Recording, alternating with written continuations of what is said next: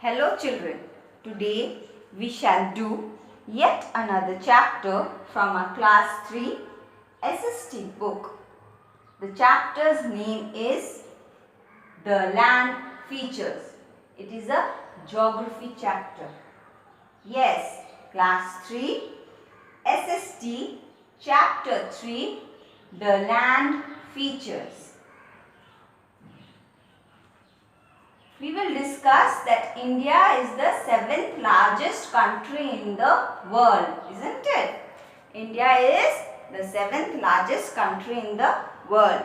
India is a very big country, isn't it? And it has a large population. It is very next to China. China is having the most number of population, isn't it? And India is the second country with lots of population. So India is a very big country with very big population, and India has also varied land surfaces. Okay, India has lots of features, physical features, land features, and it is varied. It has a lot of variety, and it has rich fertile plains, high mountains, and lots of rivers running, and it has plateau, desert, island, forest. Okay, so these all form the land features of India. So today we will discuss about the land features of our country India. Okay. Now, India has all major physical features of the earth. Okay, the earth is made up of 3 realms, that is air, water, land, and India has all the major physical features. Okay, so the major physical features of India are, in this chapter we will learn about mountains, plains, valleys, rivers, plateau, desert, islands, forest. Right? So, these are the major physical features of India. So, today we will learn India's land features, physical features of India. So, children, you have to follow the book very carefully. Okay? So, we shall study the land features of India. Now, you can open your class 3 SST book to page 19. The land features. Okay. I hope you have all opened to you page 19 of your class 3 chapter. Class 3 chapter 3. First map that I am going to show you all, which you all have in your books. Isn't it? This is the map of India, and it is showing the various physical features. It is showing the mountains, it is showing the plains, it is showing the desert region, it is showing the plateau region. Okay. This brown part, it is showing the mountain region.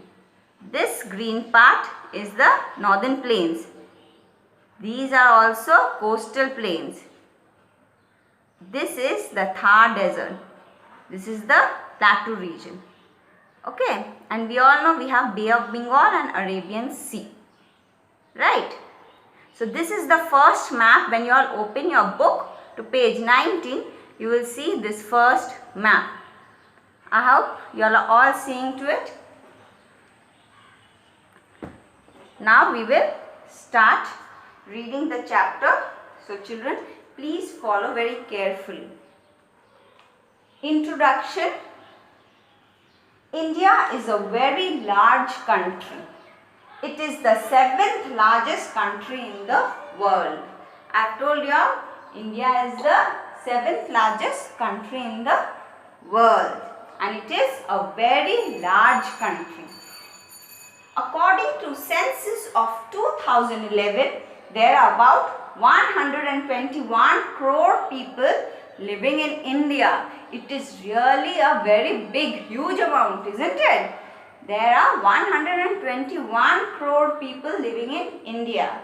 India has large population, second to China. So, first, the most populated country of this whole world is China, and second to it is India, who is having 121 crore of people, okay, living in India. Now, India is a large country. It is the 7th largest country with huge population. So, India has a variety of land surfaces also. India has lots and lots of variety of land surfaces. The climate of each region also vary. Suppose if we go to north, the north means on a mountain area, okay. So, their mountain and hilly areas, regions, their climate, the weather is very cool, isn't it? The plains as compared to the mountains and hills are warmer, isn't it? And the areas around the seas and oceans are moderate. It is neither too hot, neither too cold. Okay. So, there are variety of land surfaces, there are variety of weather conditions, there are variety of climatic conditions. Okay. So, India is a country of variety. The climates of each region may also vary. It has rich fertile plains, high snow-covered mountains, hot and dry desert lands, and the heaviest rainfall place in the world. The heaviest rainfall place in the world is Cherrapunji, isn't it, in India? India extends from Kashmir in the north to Kanyakumari in the south. Its area is 32 million square kilometer. So, it is indeed a very big area, isn't it? 32 million square kilometer. It is really very large, very huge country. Now, first, among the major physical features of India, first we are going to learn about mountains. Okay. The first feature that we will discuss is mountains and hills. So, first, what are mountains? Mountains are a group of hills rising quite high above the surrounding land. If we see the mountains, what do we see? The mountains are higher than the surrounding area. If I have to draw a mountain, how I would draw a mountain? I would draw a mountain like this, isn't it? So, what you can see is that mountains are higher than the surrounding area, isn't it? So, this gives a well definition of what are mountains. Mountains are a group of hills. These are hills which are rising quite above. It is rising quite above the surrounding land. These are the surrounding lands. Okay. And mountains and hills are rising higher above the surrounding land. In our country, we have very high mountains. The Himalayas in the north. Some of the peaks of Himalayas are always snow covered. You can see that many of the mountains are snow covered, isn't it? If I show you this picture, you can well see how the mountains are snow covered, isn't it? You can see the mountains are covered with snow. And India has some mountains which are very high. It is in Himalayas. Okay. It is in Himalayas. Some of the peak of Himalayas are always snow covered. The Mount Everest in the Himalayas is the highest peak in the world, and it is where? It is in Nepal. Okay. So Himalayas form a range. Okay. If I show you this picture, you can see how Himalayas form a range. The first map that is in your book, you can see the brown portion. The brown portion you can see, this is the range of mountains, Himalayas. Okay. So you can see that Himalayas have the highest peak, and one of them is the Mount Everest, which is the highest peak in the world, and where it is in Nepal. There are some other mountains also. Now turn your page to page 20. So there are some other mountain ranges in India. They are the Satpuras, Vindhyachal, the Eastern Ghats, the Aravallis, the Western Ghats, etc. Okay.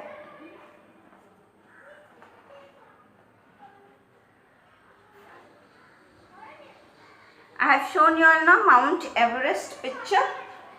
I will once again show you the picture of Mount Everest.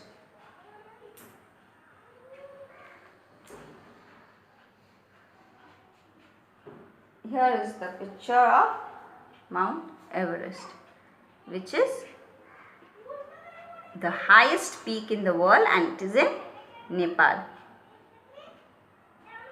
Okay.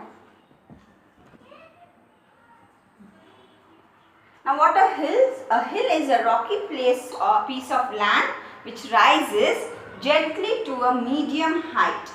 Mountains are very high. Mountains are very high, but hills are not that high as mountains. Got it? Hills are a piece of land which rises high, but not as high as mountains. They have medium height. They do not rise as high as the mountains. There are some hill ranges in India, example Naga Hills, Garo Hills, etc. Got it? Now we will move to plains. We have done mountains, we will move to plains. A plain is a fairly wide stretch of level land. In our country, the land is good for farming. So, plain is a fairly wide stretch of level land. Okay children, you all might have travelled by train, isn't it? You all might have gone to different places by train, or you might have gone for an outing for summer vacation to some place, and you might have taken train. So while sitting on the train, you can see stretches of land full of crops, stretches of land fields. So those are all plains. Okay, they are plains are what? They are fairly wide stretch of level land. Level land means land which is straight, which is plain. Okay, there are no ups and downs. Where are ups and downs? Near the mountain area, hilly areas. Okay, and plains are land. Okay, level land. There are no ups and downs. And when you have sat on a train, and when you all have seen out of the window of the train, you all might have seen stretches of land full of crops. Those are fields, those are plains. So in our country, the land is good for farming. Many of the rivers originate in the Himalayas, which flow through the plains of northern India and make the land rich and fertile. So many of the rivers are born in Himalayas. They originate in Himalayas. They are snow-fed rivers. The Himalayan mountains are usually snow-capped, isn't it? Snow-capped means it is covered with snow, and when those snow melts, what happens? It comes down as water, and these rivers like Ganga, they get water from these melting of snow, and they come down to the plains. Okay, and along with them they bring lots of clay, lots of soil, fertile soil, which is very good for cropping. isn't it? Which is very good for crops.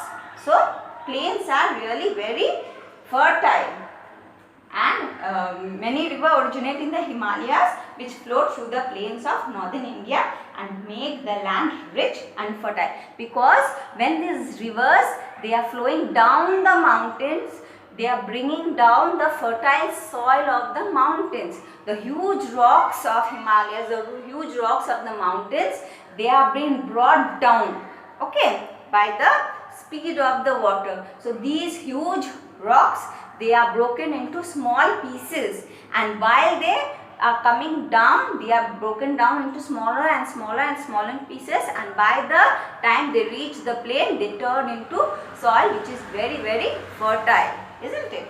And those soil are very fertile, and it yields good crop.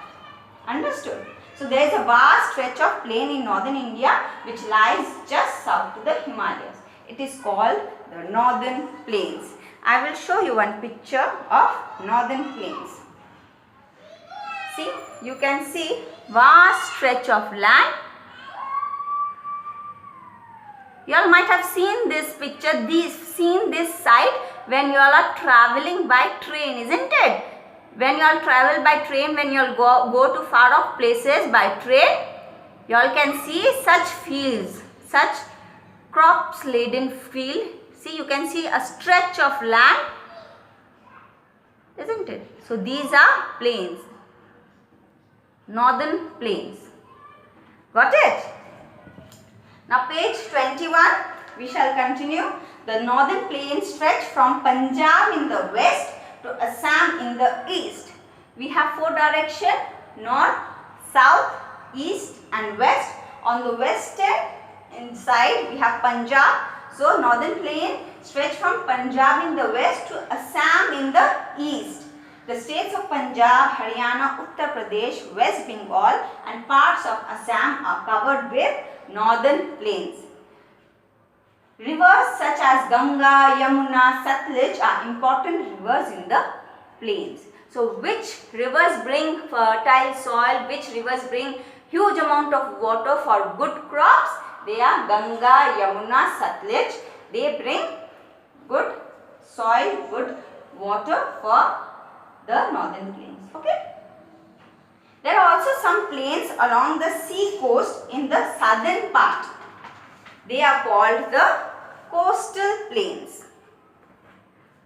Now, if I show you this picture, you all can see, you all can understand well.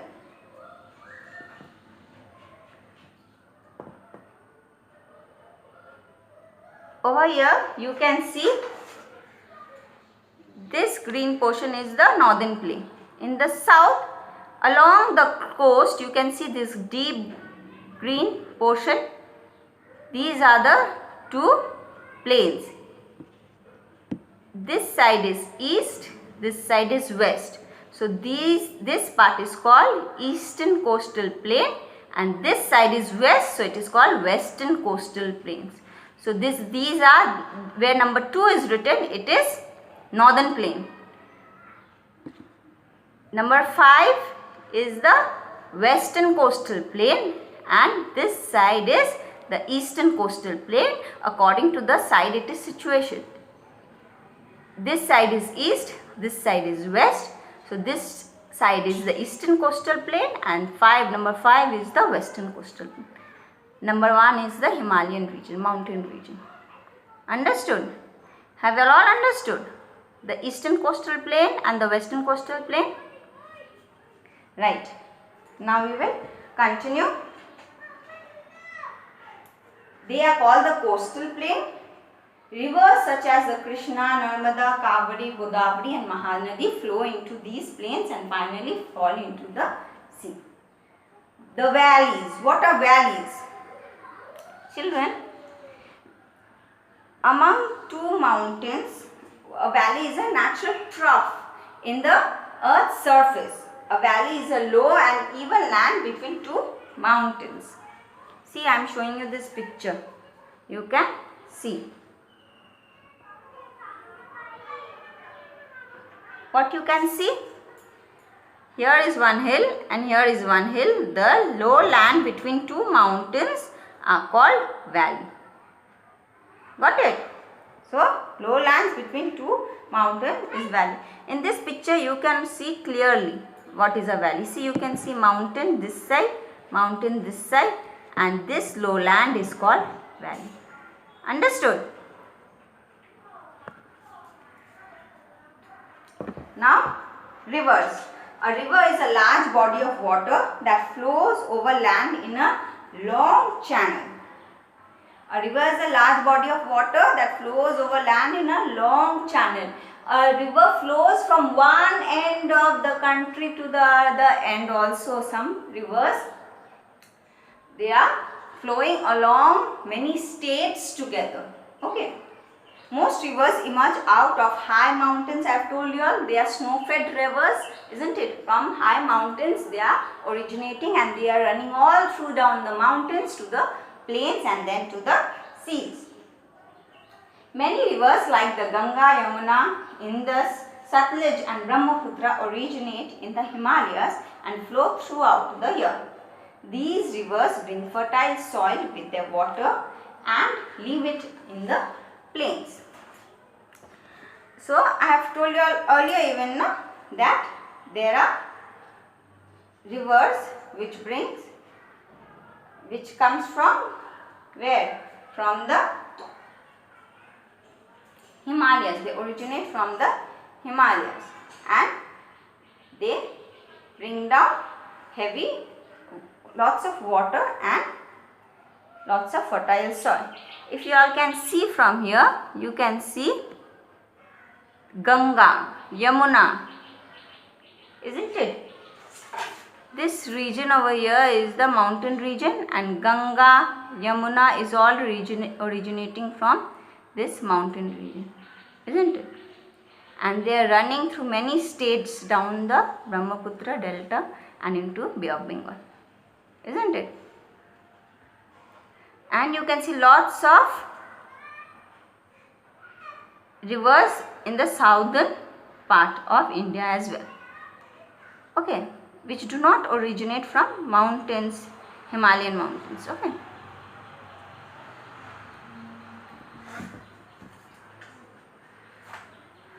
So, the mountains, these rivers bring fertile soil with their water and leave it in the plains. The Ganga, Yamuna, Brahmaputra and Satluj are the rivers of northern India. The central and southern part of a country also have rivers. I have shown you all in the picture. The rivers of central India are Narmada, Tapi, Chambal, Betwa, Son and Damodar. The rivers of south India are the Mahanadi, Godavari, Krishna and Kaveri. You can see, I can show you also Godavari, Krishna, Narmada, Mahanadi.